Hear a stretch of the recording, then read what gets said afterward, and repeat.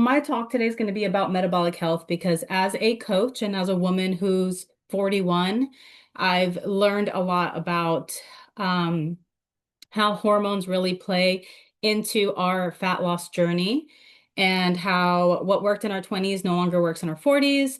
Um, when we were younger, we could just eat less, move more, and drop some fat easily. But as we get older, we realize that that same strategy doesn't seem to work, and we need to be a little bit more strategic with our weight loss. So that is what I'm going to be shedding some light on. If anybody wants to share, thank you, Samantha. Yes, most people think I'm like 28, but no, I am 41. I will say taking care of ourselves, being vegan is a great place to start. Just being vegan and putting the best, most nutrient dense foods in our body. If you pay any attention to what I eat, or if you follow me on Instagram, I'm very much of a balanced person. I like to get as much whole foods as possible, but I still hit my protein goals. And what I mean by nutrient dense foods is I just find the foods that have the most nutrition, for the amount of calories. So there's a few people that I like to follow. Dr. Joel Furman, he talks about the G bombs, and these are the most nutrient dense foods. The G is for greens, B is for berries, onions, mushrooms, beans, and seeds. I'm a big seed queen. If you watch any of the stuff that I talk about, I eat seeds every day. They're great for omega-3s, and they have so many minerals and vitamins. Like flax seeds, chia seeds, black sesame seeds are great for bone health. And trying to think of the other ones. I do a lot of even like sunflower seeds or sunflower butter. Tahini is made out of sesame seeds. So if you use all these different seeds, you're going to really, really get so much nutrition out of them. Yes, they have a lot more fat in them, so we have to track them because especially when we're on a weight loss journey, we want to make sure that we're not going over on our fat. But they're just powerhouses. So I definitely always recommend that everybody incorporate some seeds in their diet. Sharonda, you said, I am 61 and it can be a challenge with menopause. Yes, I have a few clients that are either in menopause or postmenopausal. And it's just a journey trying to figure out how to work with your body because the key is we want to make sure that we're still actively building muscle, we're burning calories, but we're getting enough rest, we're finding balance, we're not super stressed out, and we're fueling our body properly, and we're balancing our blood sugar. So, like, all these things matter, and there is no one quick fix. So, Brian said, my wife will definitely love this segment. She's cough years old and going through perimenopause and just can't seem to lose any weight no matter what she tries. Yes, definitely have her tune in here. Donna, yes, I eat so many seeds. Awesome, Lauren. I love to hear that. What are your favorite seeds? Chanel, hemp seeds. Yes, I love hemp seeds too. I put them in my smoothie, but I've been making my pancakes with hemp seeds and flax seeds in them, and they're just wonderful. Miranda, Seed Queen. Hi, Miranda. So happy you're here. Seeds are where it's at in nature. So true. What's the secret to getting dry for bodybuilding show? Coach Alex is gonna get back to you. All right, I think I've gone through, we got almonds, pumpkin seeds. Yes, pumpkin seeds are another great one. I incorporate those every day. They're packed with like magnesium and zinc, and they're just full of minerals that, especially as vegans, we need to make sure we're getting enough of that. Brazil nuts, 2 Brazil nuts a day. You're going to get your selenium that you need for the entire day. Make sure you're eating your Brazil nuts. What worked in my 60s ain't working in these 70s. I can't tolerate wheat anymore, so I have to go to living foods to lose the weight. I usually do well once I begin farming and active more. My favorite are sunflower and pumpkin. Thank you so much for sharing that. Those are two great ones. All right. Well, I've rambled on a little bit, giving people some time to take a little break if they needed. I'm going to go ahead and share my screen. And please feel free to ask any questions in the chat. I'll do my best to answer questions as I'm going through this presentation. Today, we're talking about metabolic health, the foundation of energy, fat loss, and hormone balance. So let me go ahead and see. Can I move this over? Okay. I'm gonna have to be looking on my other screen. So, all right. So I think everybody already knows me. I'm Coach Ali. I'm a holistic health and transformation coach. I'm also a yoga teacher. So I first began in yoga. That was my passion because I was in corporate accounting, and yoga really helped me when I was feeling pain in my body from sitting at a desk all day, and I was just having a lot of stress in my life, and it helped me find balance and feel better. So I started with yoga, and then I realized my passion for holistic health and transformation, and so now I just combine all of that together and I bring it to all of my clients. I really believe in practicing the power of presence and mindfulness, breath work, and living a balanced life. I'm all about making sure that you're not going too much in one direction or the other. So it's really hard to find balance in this day and age. We live in a world that's very fast paced and a lot of people are in survival. But if we can take time to ground our energy and come back to finding balance, that means resting when we need it, taking time for ourselves to fill our cup, self-care, all that is important. And then, of course, nourishing our body with the right foods. I didn't even begin my journey until I was 38. So I just always want to let people know it's never too late to change your life and to start creating healthy habits for yourself. I love to help people get unstuck so they can empower themselves because knowledge is power. And I'd love to bring knowledge through nutrition, fitness, and helping others ground their energy. All right. Somebody asked about thyroid distinctions. A best way to support your thyroid is make sure you're getting enough selenium. That's why I recommend 2 Brazil nuts a day. And then also iodine. You can find that in, I like to eat dulse flakes. They're like little seaweed flakes, and making sure you're using iodized salt. So those are some of the things I do for thyroid to keep a healthy thyroid. And also just making sure that you're properly giving your body the nutrition that it needs. All right, I'm gonna jump back in here as I see there's other people commenting in there. So what is metabolic health? Does anybody want to chime in here in the comment and talk about metabolic health? What is your thoughts? When I say metabolic health, what comes to your mind? I want to try to make this as interactive as possible because I don't want to just be here giving you a bunch of information and boring you. So please feel free to jump in and give your thoughts, your opinions, your questions. Metabolic health. You think of digestion, Carrie, okay? The rate at which the body processes calories. Good job, Sean. That is a very good um, that's very, very close. Yes. No clue. Balancing cortisol. Okay, we have some good answers. Detoxing while you sleep. Okay. All right. Thank you guys for playing along. Ability of our body to process and use food. Yes, Anna. Very, very good. All right, we got some good answers here. Metabolic health is our body's ability to convert the food into usable energy. So yes, converting the food that we eat into usable energy because we can eat as much as if we want, but if our cells can't break it down and use that energy for fuel, then the food's not doing the part that we need.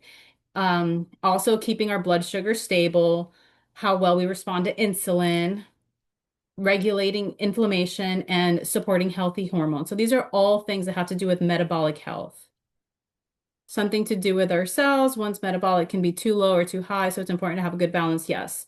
So, yes, this is the importance of converting food into energy, but also metabolic health is measured in our ability to balance our blood sugar, regulate our inflammation, also regulate our hunger and things like that. So, in other words, it's how efficiently our body creates, uses, and stores energy. So, again, like I said earlier, we can eat healthy and work out all we want, but if our metabolic health is suffering, we will struggle to see any results. Anyone here has anyone here experienced that before? Have you been doing all of the things like you're eating healthy, you're working out, you're getting your steps, and you're not losing weight? Raise your hand. Put a hand in the comments if you have been one of those people, or say yes. Yep, we got a few. Yes, yes. Robin, you said if your issues are related to your thyroid, honestly, the only way to really know that is getting a thyroid panel done to check your thyroid hormone levels and make sure everything is working well. All right, so we have a lot of people here commenting that they have struggled with this before. So what I see as a health and fitness coach, because I work with a lot of women over 40, is they are struggling with their metabolic health. Their metabolic health is not optimal. And why does this happen when we get older? It's not that our metabolism slows down. It's more or less like, okay, your body is like a car. It's been running for so long and it's been running on E. It's been running with, not the proper nutrition or fuel. You've been living stressed out in survival, not nourishing your body well. Maybe you've been extreme dieting, yo-yo dieting. Maybe sometimes you don't eat enough and then other times you binge. So it just kind of after so many years of the body having to just work through all of this and not having the proper support, you know, you start to notice it. And then also as we get older, yes, Miriam, thank you. Also, as we get older, our hormones start to change and they fluctuate. We lose some estrogen and progesterone. So the declining hormones also affect our metabolism. I did a 30-day water fast, dropped to 114 and still had little love handles with what the heck is that? LOL. Yeah. This is why it's important that we build lean muscle. We need to build lean muscle because even if we drop fat, we're not going to have that toned look that we want. We can just be skinny fat. And the depression sinks in because of everything. All right, Robin. All right, I'm going to get back to the presentation here. So like I said, it's not that the metabolism slows down. It's just that there's been years of it being overworked and it hasn't been nourished properly. So the good news is we can still build a strong and healthy metabolism at any age. It just takes avoiding extremes and listening to our body. Um, our body wants us to listen. So if you're like me, maybe you've spent a lot of your years just being like, hey, body, I don't have time for this. We got to go. We got to get up. We got to go to work. We got to do this. We got to do that. We got to work out. We got to take care of everybody else. And maybe our body needs some extra rest. Maybe we're coming down with a cold, whatever's going on. And what do? We kind of just shut that down. We suppress it and we keep going because we don't have time. So once we get older, our body gets louder. It's like, nope, I'm not gonna like just, let you continue to suppress this. I am going to make you listen to me. And so then things just stop working. And so our body just really wants us to listen. It's always speaking to us. It's always giving us clues and guidance on what our body actually needs. Some warning signs of a dysregulated metabolism can be lack of energy. Has anybody felt that lack of energy where they wake up tired but wired?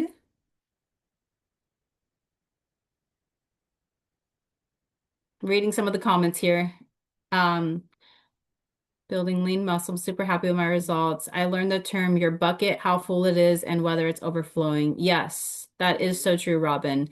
It is so important that we fill our bucket every day, and we have different buckets. There's a bucket that's for your mental health, a bucket that's for joy. So we have a bucket for our family. We just have to focus on filling as many buckets as we can a day. And obviously, sometimes you're going to fill one more than the other. Trying to go through the comments while I go through this. Okay, so lack of energy is one of them, waking up wired but tired. The feeling that crash, that slump at 3 p.m. where you're so tired and then you're going to grab another cup of coffee or you need something sugary and sweet to help pick up that energy. Has anybody felt any of this before? Appetite dysregulation, this could look like loss of hunger cues. So maybe you're not even hungry because your body might be asking for food sometimes, but you're so busy and you're so stressed that you kind of like, I don't have time to eat right now. You bypass the hunger cues, and then now it's been 6 hours without eating. And then boom, your body's like, okay, I'm not going to get food. So I'm just going to stop asking for it. And then you're just like, well, I'm not really hungry and I want to lose weight. So I'm just not going to eat. And then you just continue to cut calories without eating because you think it's going to benefit you in the long run, and really, it's just going to dysregulate your metabolism. Carrie said she's got the 3 p.m. slump. Samantha, my struggle is sleep apnea and daytime sleepiness. Yes, if you're dealing with sleep apnea, you're probably not getting a good quality sleep at night, and so you're not feeling rested when you wake up. 3 p.m. crash is the worst. So one little tip I want to give to those that are feeling that 3 p.m. crash is making sure that you're eating a balanced breakfast with at least as close to 30 grams of protein as you can get. One of the biggest things I do to help my clients is we make sure we eat breakfast within an hour of waking up. And it's not just a slice of toast and peanut butter or a yogurt. No, we're going to make sure that we're hitting our protein goals. We're getting a little bit of some slow digesting carbs and some healthy fats. The more balanced we can get that meal, we're going to tell our body, because when we wake up, our cortisol is high. That's what helps us wake up in the morning. Once we get food in our body, we let our body know, okay, here's some food. We can start to decrease that cortisol reaction and we can use that food for fuel to help us have energy throughout the day. So breakfast is super important. And some say to keep fasting until noonish. So it really depends on individuals. But I will say for women, especially because we have so many different hormones at play. And as we get older, our cortisol is already going to be naturally higher because our estrogen drops. Our blood sugar gets dysregulated easier. What helps women more is to actually eat, to eat in the morning and to eat every like 4 to 6 hours so that we never allow the body to go into a really low blood sugar point, because then that's when our body starts to go more into that survival mode. So when we were younger, fasting, great. As we get older, it just does more harm than good, to be honest. So it works better for men, honestly, than it does for women. Other issues of a dysregulated metabolism are issues losing weight, no matter how much you cut your calories, hormonal imbalances, mood swings, mental fog, or accelerated aging. Why eat less, move more, stopped working? So, in your 20s, I know at least in my 20s, if I wanted to lose weight, I can just cut my calories and start moving a little bit more, go get some more steps, go exercise, and I could drop a few pounds. As I've gotten older, that trick does not work. It actually aggravates the problem. So, at this stage in life, our body is tired of being overworked and underfueled, and it's just not going to have the same response to less calories and more movement. Why? Maybe it's because we've spent many, many years in that fight or flight running on empty. So we've been trying to push the gas pedal of the car with not enough fuel. Maybe we've been cutting calories and our body just doesn't trust us because it doesn't know how much food we're going to get today. So if our body is not getting consistent amount of food every day, it's going to hold on to fat more because it doesn't know if today's a day that we're going to fast or is today a day that we're going to get enough fuel so that we can have what we need for the energy we need to put out. And a body that's in survival is going to struggle to lose weight. Whatever it is, just know that your body is waiting to feel safe before it will trust you and shed fat. So our body wants to feel safe. It wants to know that I'm going to get enough fuel, I'm going to get enough rest, I'm going to get enough sleep, and then it's going to respond better than if we're just pushing, pushing, pushing.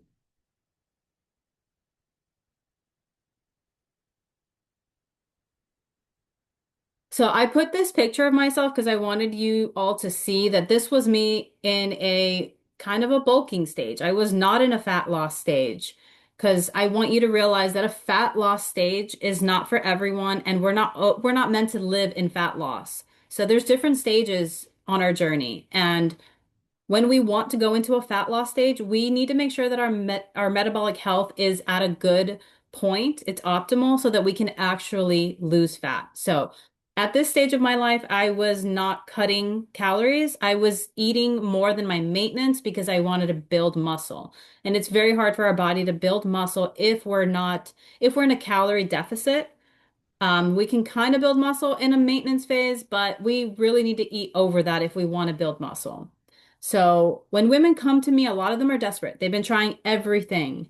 They have done a lot of extreme dieting. They've done keto. They've done cutting carbs, lower fats, hit training. They've done all of it. And they're just like, nothing's working. My body's broken. I'm not losing weight. I don't know what to do. And the last thing that they want to hear from me is you're probably not ready to be in a fat loss stage, and you probably need to eat more and sleep more. or spend more time in rest and recovery so your body can heal and recover. And then we can go into a fat loss stage. And they're like, what do you mean? I don't want to eat more. I want to eat less. I want to lose weight. I'm not going to eat more. That's going to make me gain weight. And they kind of freak out. Um, and I understand nobody wants to eat more if the goal is to lose weight. But unfortunately, if our body is not ready to go into fat loss, we need to go into a healing stage first. Has anybody here been in a healing stage? Does anybody know what a healing stage is for their body? No? Okay, thank you. There's like this green line in my presentation and it's really like distracting me. I'm like, why is that green line there? All right, no, no. Okay, I have a lot of no's. So, oh, thank you, Samantha. Body says rest between 2 to 5. One thing I love when traveling abroad, the earth seems to demand this time. First time I'm hearing of a healing stage here too. Maybe. Okay. All right. So what a healing stage is, we're not going to be in a calorie deficit. We're going to eat in our maintenance calories. So we're going to eat enough to make sure that our body has the amount of fuel that it needs to maintain itself. And then if we really, let's say somebody comes to me and we start tracking their calories, because some people don't know exactly where their calories are. So we have to start tracking. I tell them, just start tracking your food. I just want to see what you eat. I'm not going to give you a meal plan right now. Let me just monitor what you eat so I can kind of figure out where your metabolism's at. We start tracking food. We notice they're eating maybe 1,100 calories. That's usually not enough. We should not be that low. So what happens is we're going to have to start increasing your calories so that we can build you up into a higher maintenance phase. Because the day that we want to go into fat loss, we're going to have to cut your calories. And if you're already at 1,100, where are we going to put you at 900? That's just super unhealthy. And it's actually not going to help you lose weight. So we have to bring you back up. So for example, the first time I went into a fat loss phase, I was eating around 1,500 calories because I had never done this before. Now, after going through maintenance and then a little bit of a bulk, I've come back into a fat loss phase and I'm able to lose fat at 16 to 1,700 calories. So now I'm able to lose fat with more food than I did the last time. Why? Because I've gone through a healing stage. So in a healing stage, we want to give our body enough fuel to maintain. And then if we really want to be able to push a calorie deficit in the future, let's train our body to burn more calories. So we're going to increase our calories slowly every week. And we're going to increase our output. And we don't want high intensity, super, crazy working out, like high intensity interval training or lots of cardio. We want lower interval training. We want lots of walking, some strength training to build lean muscle. Lean muscle is a metabolic tool. It helps us burn more calories. It helps increase our metabolism. I'm gonna go through the comments again. I do that every weekend. Oh wait, that's vegan. Yeah, no, it's not the same as vegan junk food and binging. That's more of the yo-yo dieting, Carrie. I found out after I had dropped 4 sizes that I never should have pushed a fat loss phase. I was forced into the yo-yo dieting world by my father. I'm sorry to hear that, Charlie. Okay, so yes, this is new to a lot of people, and this is what I really wanted to talk about. We're not always ready to go straight into fat loss. Sometimes we got to take the time to nurture our body and go through this healing stage. So we want to help our body feel safe. We want to reduce the cortisol because when we are struggling to lose fat, we might have really high cortisol. No matter how much we sleep and rest, our body might still be functioning with really high cortisol. We might have a lot of inflammation. And maybe this is all because we haven't been fueling our bodies properly for years. We've been yo-yo dieting and we've been overworking and too stressed out. So during a healing stage, we're going to give our body enough food. We're going to regulate our nervous system through grounding techniques, through meditation. We're going to make sure when we're eating, we're not eating in a stressed out state. A lot of the times when we eat in a fast pace, we're not allowing the body to properly digest the food. We want to make sure we're getting good quality sleep. So for a lot of women that are going through perimenopause or menopause, they're waking up at 3 in the morning. They're not sleeping good. They're not feeling rested when they wake up. And a lot of that is a sign that your cortisol is probably high. When your body is waking up at 3 a.m. instead of 6 or 7 in the morning, it's because your cortisol is peaking at 3 a.m. instead of later on in the morning. And this happens because as we get older, our cortisol is already at a higher point because our estrogen has declined. And we are dealing with higher stress and inflammation and other things like that. So a lot of women beyond their 40s are dealing with this and they're not getting good quality sleep. So their body's not recovering well, they're not feeling rested, and then fat loss just becomes more difficult for them.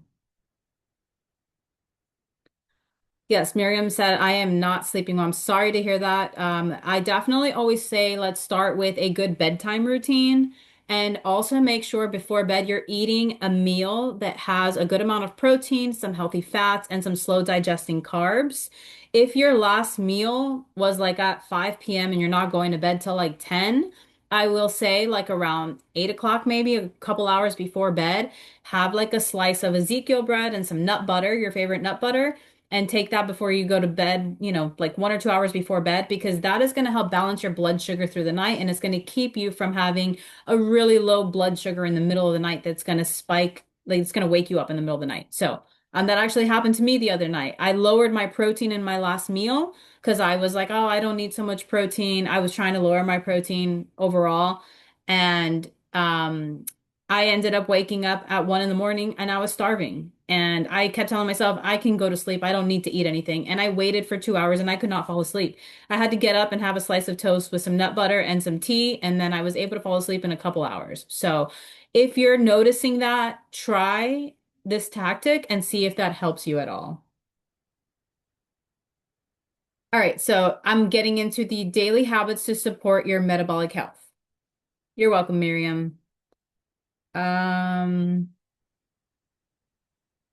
Carrie, you said you sleep well, you just get up early. I was having a hard time sleeping, then I started taking reishi mushroom pill supplements from Whole Foods and it helped. I'm glad that helped you, Gia. What's the best protein to digest? Everybody is different. There is no one size fits all with protein.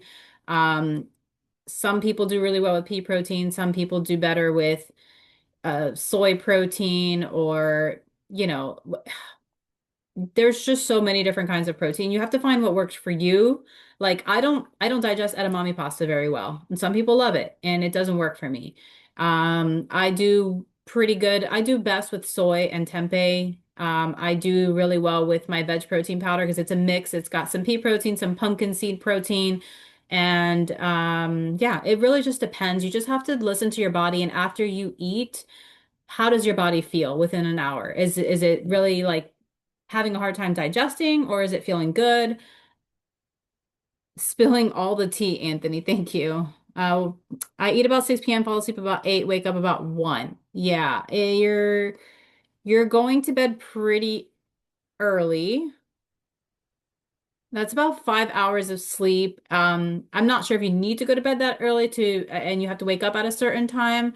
5 hours isn't terrible, but I always say we want to try to get 7 to 8 hours of sleep. So your last meal is kind of early. Maybe also evaluate what your last meal is. Are you hitting enough? Are you getting enough protein in that meal? Do you have enough of like some slow digesting carbs like sweet potato, oatmeal, quinoa, things like that? Those are the things that are going to help balance your blood sugar through the night. Do you have some healthy fats in there? So what you eat, what your last meal is going to be super important for you. Sandra. Anthony said, I was unaware. I told Anna I am relentlessly sleepy. I have a protein shake before bed. I don't know that. No, that's not bad at all, Carrie. Protein shake is fine, actually. I hear soy isn't good for men. Is that true? That is not true. There's a lot of misconceptions around soy out there. If you look at the Asian culture, the Japanese and the Chinese, they've been eating soy for centuries and they all are doing better with their health. I will just say that in a lot of ways than we are. So soy is not bad at all. Soy is actually really good for you. It has a lot of nutrients and good amount of protein and everything. All right. So on this slide, I want to get into some daily metabolic health tips. Start the day with about 30 grams of protein. So this is that breakfast that I told you. Within an hour of waking up, try to aim for about 30 grams of protein. For me, I switch up my breakfast. I might make like my lunch and my dinner. I might meal prep it for the whole week, and then my breakfast and my last meal, which is usually a progurt bowl, protein yogurt bowl. I like to give myself some fluctuation there. So in the morning, I might have like today I had a 7 grain pancake mix from Plant Strong. I really like that mix.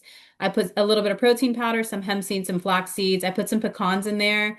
Made that, put some sunflower butter on it, some bananas, and some maple syrup. Got my 30 grams of protein, got about 18 grams of fat, and 50 grams of carbs. That meal, because I have a good balanced meal, I am not hungry for a good 4 to 5 hours after that.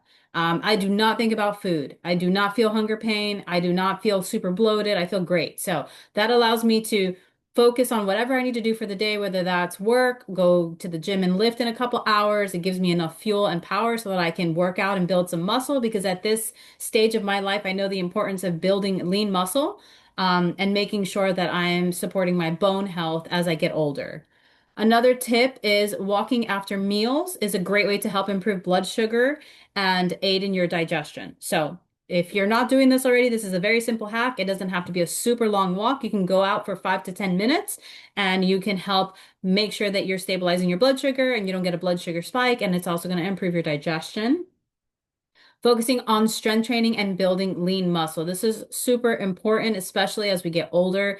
A lot of the women that work with me come to me and they're doing, they're doing a lot of group training classes and it's not a structured training plan and we're not progressively overloading every week. I will say if you really want to see progress and build muscle, the best thing you can do is get on a strength training plan and progressively overload every week. It can be a little bit boring because you're doing the same workout every week.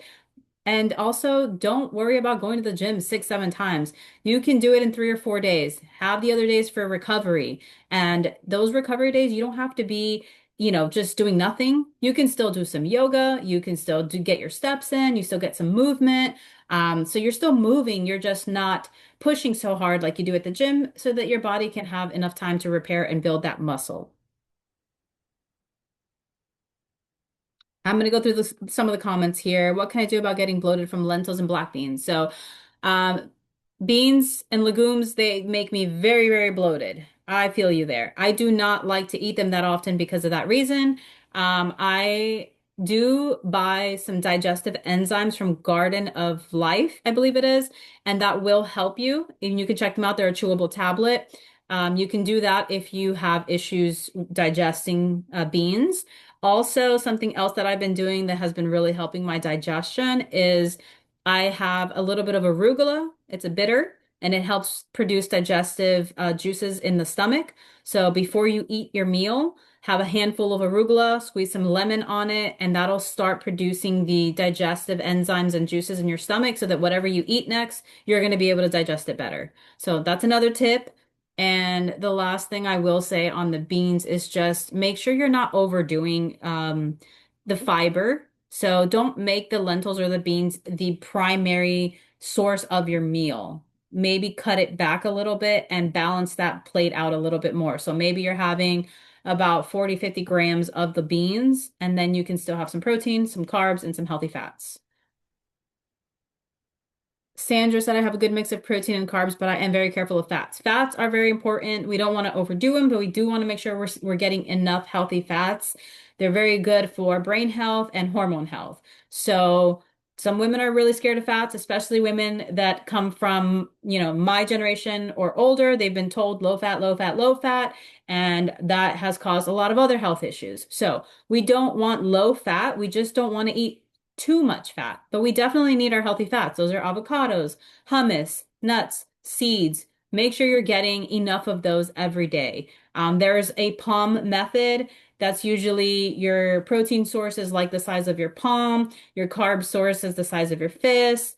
Another fist for veggies, and then your fats is going to be like the size of your thumb. So when you're building your plate, that's the visual you want in your mind.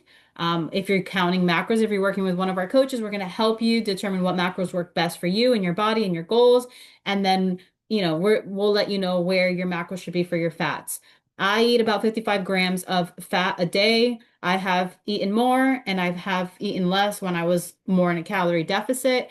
But I sit pretty well here at 55 grams for me and my body. My body's different than yours. I am 140 pounds. I am 5'6".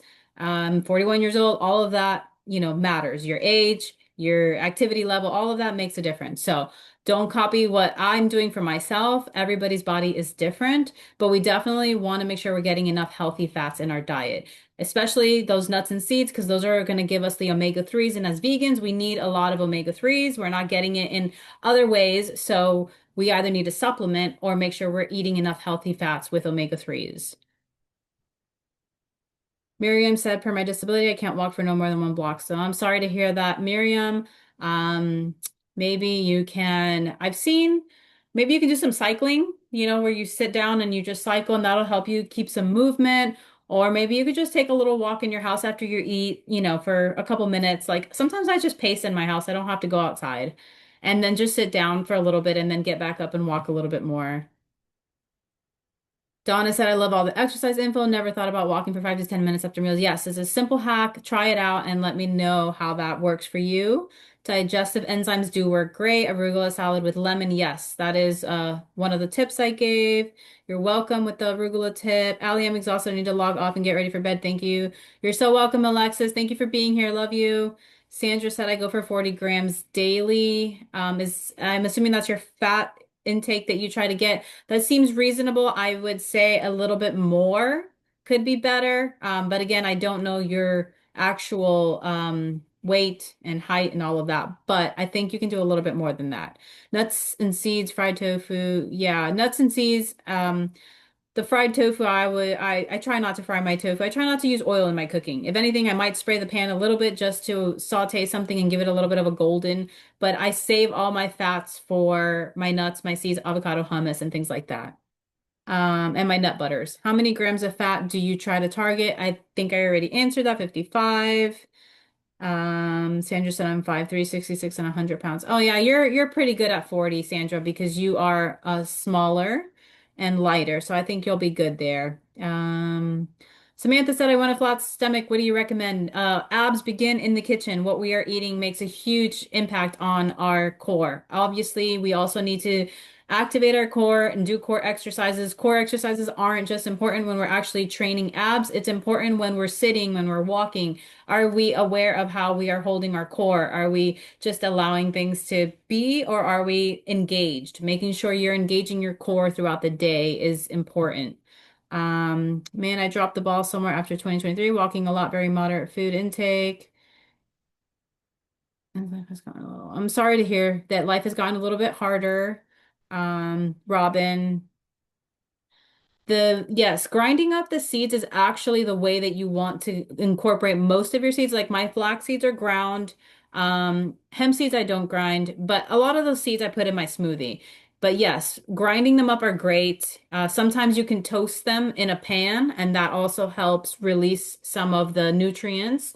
And I've seen people like toast pumpkin seeds and then they grind them and they create like a pumpkin seed butter. So yes, don't worry about grinding seeds. That'll be great for you.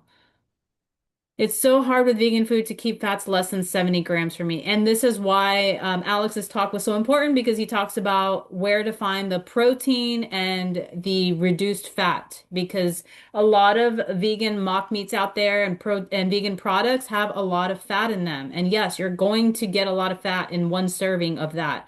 This is why I use the super firm tofu, tempeh, I use fava bean tofu. I don't digest seitan the best, but sometimes I do some seitan. The edamame pasta or the edamame puffs is great. It has a lot of protein, no fat. Um, yeah, protein powder, like that's why I like my veg protein powder because it has like zero fat and barely any carbs and it's a lot of protein. So we just gotta find a way to get your protein in without all the fat because your fats will add up quickly. Lisa said walking after a meal saves my husband and I on vacation when we are being a bit indulgent. Yes, Lisa, I love to hear that. Me and John do the same thing. Every time we go out to eat, our dates are we go out to eat and then we walk probably 2 miles, like we don't mind walking. We actually went on a date night the other night and we walked all the way. It was a mile to the place. We walked there. watched a show, and then we walked back. And so we make walking a part of our life. We're not afraid to use our two legs and walk because we know that it's going to help with digestion, it's going to help burn calories, and it helps keep that blood circulation moving. You're going to get that synovial fluid in your joints. It's super important. So I love that you and your husband do that together. Dr. Furman suggests a lower amount rather than 0.8 grams per pound of body weight. Any suggestions? So it really just depends on your goals. If you're out there like me, putting in the work in the gym and you really want to get that lean muscle build going, I would say you want to be on the higher end of the protein scale. But if you're just trying to live an optimal life and like support your body, zero point 0.8 grams per pound is fine. You can go a little lower than that. A lot of my women, they're between 90 to 110 grams of protein a day, and they're doing fine. So you don't have to be at 130 or 40 or 50 grams of protein. I've actually lowered my protein recently. I'm down to 120 right now.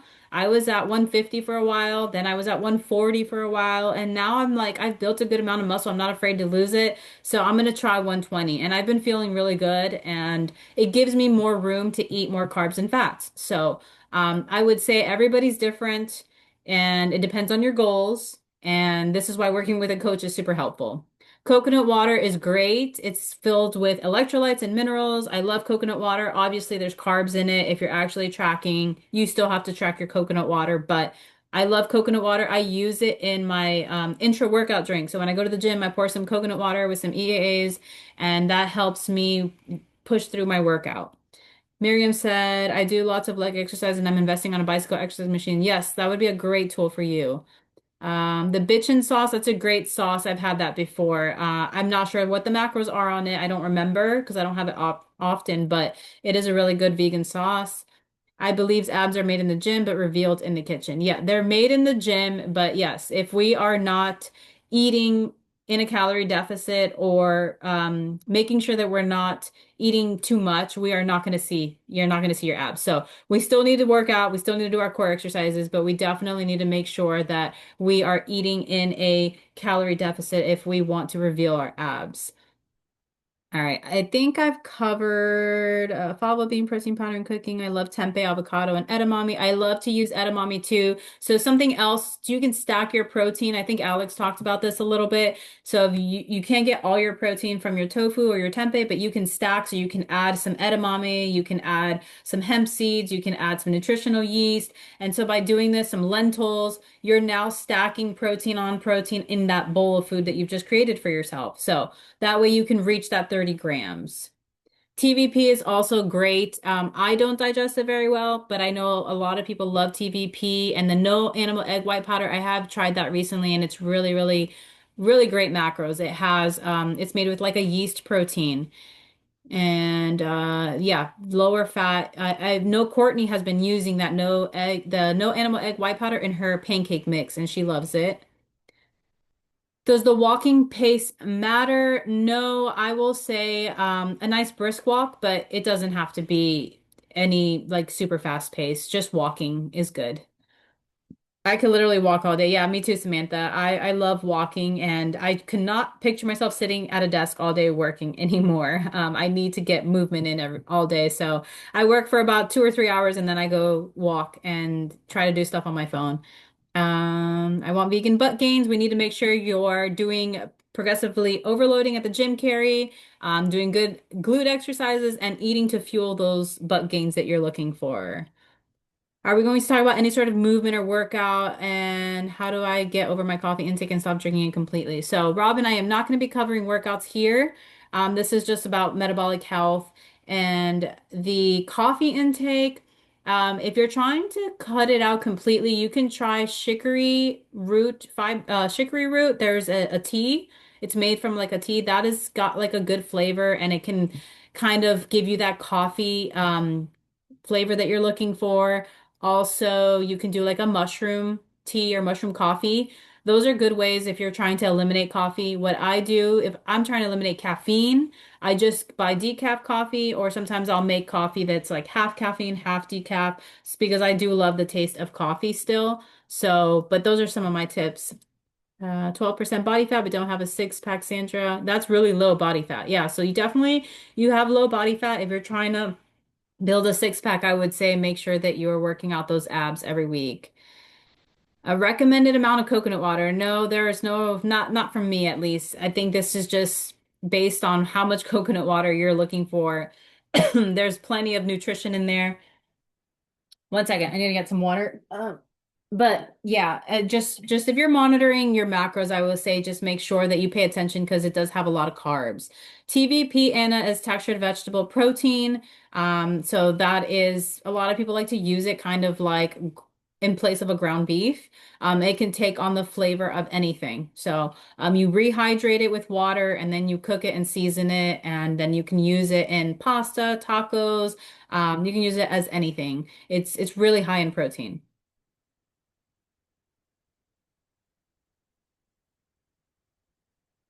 All right. I see a lot of comments in here. I'm going to go back to the slide because I am running out of time here. Um, so we talked about the building lean muscle and then prioritizing sleep, 7 to 8 hours is key. It's like it's what we want to be able to get. I know it's not possible for everybody and there is some work involved to getting there, but the closer we can get to that 7 to 8 hours, the better your body's going to feel and the more you're going to be able to recover and build that muscle mass and also help your body lose fat. So definitely do your best. Magnesium glycinate is a great supplement you can take at night to help you sleep and making sure that you're having your bedtime routine. Cold room, dark room, keep your phone away from you. I like to do some light stretching before bed and then some reading instead of watching TV. All these things are going to help you get into a better sleep. I've also noticed that the days that I don't work out, I might have a little bit more of a hard time going to sleep, and that's because I didn't use up all this energy that I had. So making sure that you're getting enough movement throughout your day is going to help you sleep better. Usually the day that you work out and train hard, you're probably going to sleep better. And then making sure that you're balancing your blood sugar so you don't have a blood sugar drop in the middle of the night and then it wakes you up. Manage your stress by regulating your nervous system. Find meditations, grounding techniques. Tune into Melissa's meditations. She's great at doing those. Any way that you can, just breath work. Sometimes, if you're really stressed out or you have a stressful job, set an alarm on your phone to go off every hour, 2 hours, 3 hours, whatever timer you need. And for 1 minute, just 1 minute, close your eyes, place your hand on your heart, and take some deep breaths. Just doing that will trigger safety in your body. Your body can regulate and it can reduce that, survival mode that you're in, and then you can come back to being grounded. All right. So overall takeaways from the presentation is metabolic health is built through healthy daily habits. So this isn't a overnight fix. This is making sure that you are creating daily habits that you can keep up with every day that are going to help you optimize your metabolism. Avoid extremes, prolonged stress, or yo-yo dieting. So we want to nourish our body. We want to make sure we're eating balanced meals every 4 to 5 hours. We want to make sure that we're grounding our energy, doing breath work, meditation, doing the things that our body needs to feel safe. Allow yourself to go through a healing stage before jumping right into another fat loss stage. So don't be afraid of going through a healing stage. Make sure you listen to your body now because that's what's going to work wonders for your future. So why working with a coach is important. A coach will assess where you are at on your journey and what stage you should start with because not everybody's ready to jump right into a fat loss stage. Working with a coach will eliminate the guesswork because you can just show up and execute the plan and your coach can figure out the strategy. We tend to get in our own way. Think about it. You want to lose weight, you're not going to want to eat more to lose weight. You're not going to want to rest more to lose weight. But that's why having a coach is going to help you because they're going to reassure you that this strategy is what's going to work for you and your body. A coach can reassure you so that you're not second guessing the process. A lot of the times we don't see the results fast enough, so we second guess it and we quit and we give up. So having a coach is going to help reassure you that this is exactly what's best for you and your body and just keep going and they're there to support you through it all and answer all your questions. All right, so if you're ready to change your life and get real results, book a free strategy call with one of our coaches today. Alex is so helpful. He already put that link in there. We help you build a custom plan, help you hit your protein daily, help you train properly. We do video form review, so you send in videos of you working out and we help you make sure that you are executing your training properly. We help you stay consistent and see results. So, if anybody is looking to change their lives and wants to work with one of our coaches, please fill out that link and we would love to support you on your journey. I am out of time. I am going to look through these comments and see if I missed anything. But thank you all so much for being here in this presentation with me. Thank you for engaging and asking questions. Thank you, Ali. Alex, if you want to pull me up, you're more than welcome. Hey everybody, let's give Ali some thank yous in here. I'm not biased at all, but I think Ali is a great coach. I'm biased just a little bit. I picked Ali to be my life partner because I realized she was such a good coach for me, and I couldn't imagine living without her. And I have no idea where I'd be without her. I don't think I'd be here speaking to you guys because it was Allie that helped me believe in the Vegan Squad mission and that Vegan Squad was possible. So I highly, highly, highly, highly recommend you click the link here, apply to work with Allie or with any of the Vegan Squad coaches. She knows her stuff and everything she just said. A lot of us, the biggest problem, myself included, is we get in our own way. So, Allie, thank you for leading by example, showing me, and then hopefully everyone else here, all 50 plus people in the room, how they can show up for themselves and live their lives on their own terms. Oh, look at all the hearts, Allie.